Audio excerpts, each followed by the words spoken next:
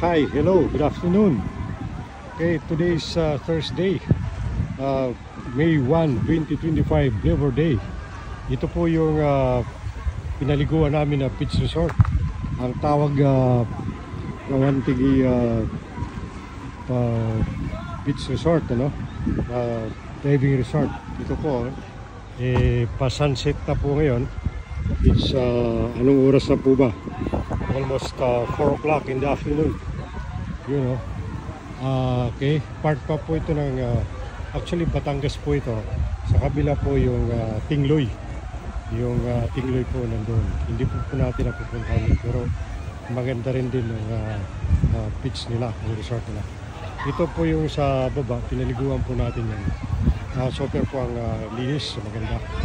Ito po yung hotel na inanuhan natin, Chinikonan. Ito nakaparado yung sasakyan. Okay, ready na po, nag-ready ko yung to back to Manila.